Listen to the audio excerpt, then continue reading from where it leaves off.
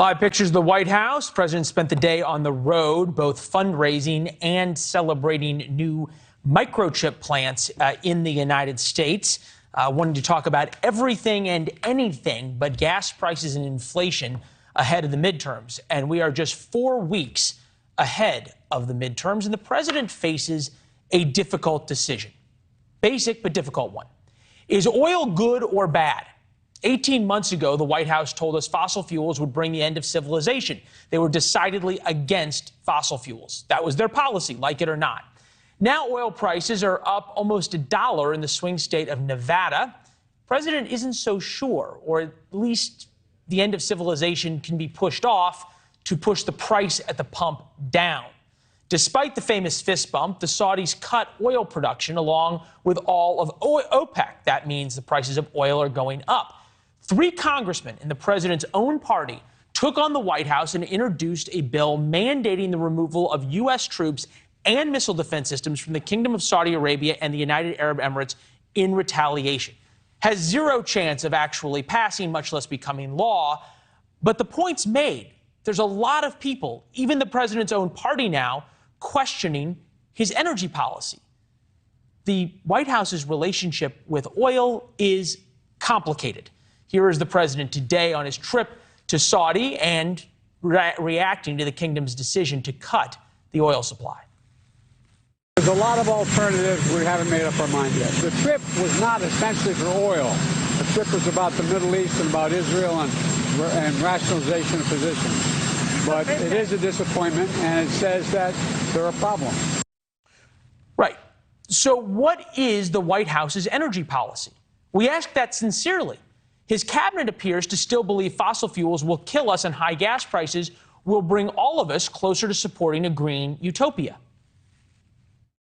Making sure that we are driving down costs for real people of electric vehicles is very important. And so being able to claim a tax credit, people can pancake on that tax credit with state incentives.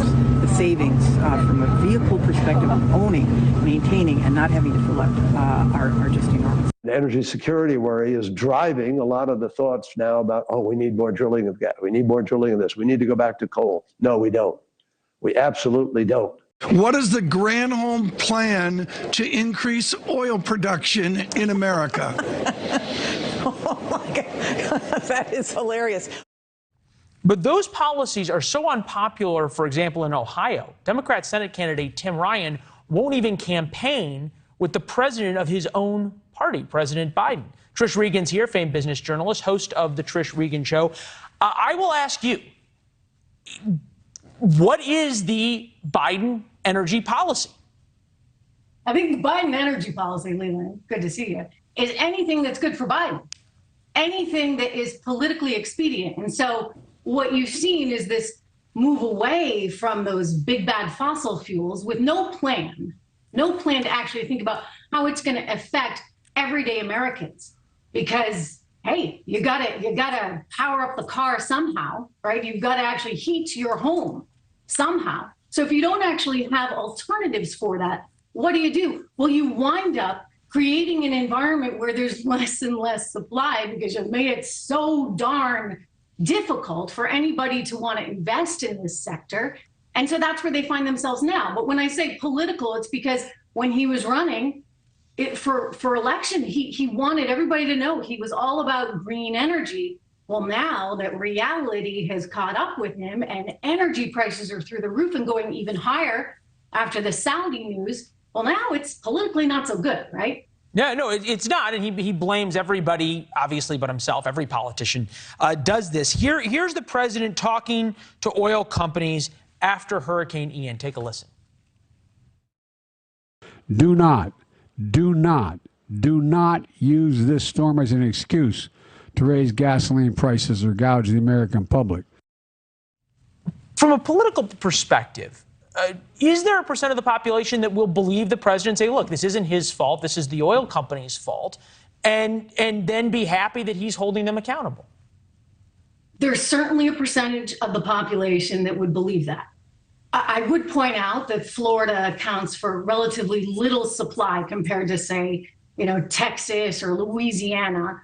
So I don't think that what happened in Florida is going to have a tremendous impact on oil the way, for example, something like Saudi Arabia cutting production is actually affecting oil prices. But he's using this, you see, Leland, as an excuse, because it's like, here's my bright, shiny toy over here. Let's divert, let's distract from the real reasons why oil prices are going up and people are having to pay more for everything. Let's face it, especially the things they need, like food and energy and housing, all these things. Energy prices have a big effect on the whole economy. But he's going to, as much as he can, blame big bad oil, blame Vladimir Putin, and blame anyone, frankly, that he can that's not him. I mean, look, I'm just a realist, right? You want green energy, you go for it. That's wonderful. Go for it. But don't make the American people pay the price in the interim. Make sure you're doing both. I mean, it just seems like the logical thing. Well, you make a great point, and it's one of the reasons we want to have you on, because you sort of have the intersection of politics and business and that experience, which is that the price of oil is the beginning of all of the price increases that we all feel, from stuff in the grocery store to asphalt to pave anything to building materials, whatever it is. The price of oil is the beginning, not the end, of price increases. The other place you have huge expertise is in Venezuela. And there is now this rumor, you might say, President says he hasn't made this decision, but there's discussion of easing sanctions on Venezuela to get more oil from Venezuela. One, would that work? And two, what is the political distinction between getting more oil from Venezuela versus getting more oil domestically?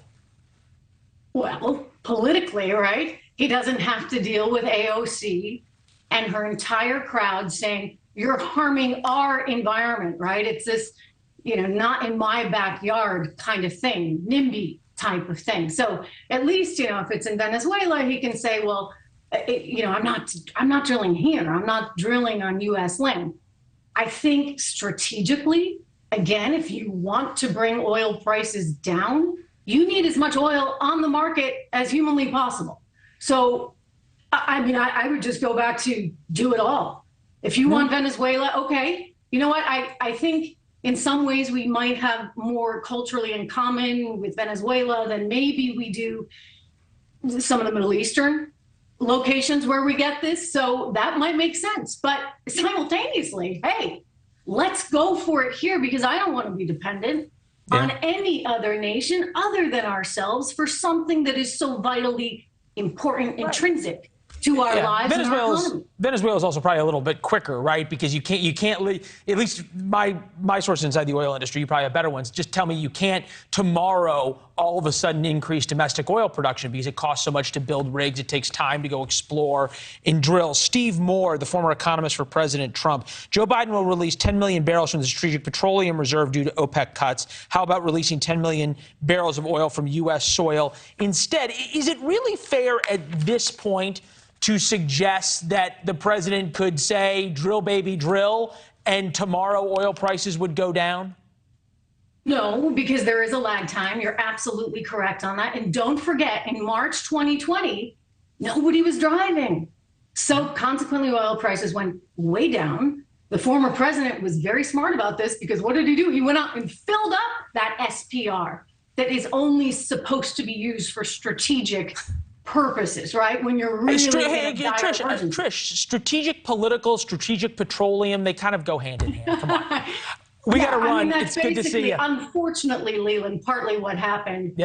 Mostly what happened. And now we're going to be left with oil prices very high, needing to refill it again, which will drive oil prices even higher. I think the moral of the story is we ought to do more. We ought to do more for ourselves while simultaneously working towards a plan to get off of it. Well, Strategic Petroleum Reserve now at an all-time low. It's not like we've got China and Russia with some problems. Trish, we got to run. Thank you.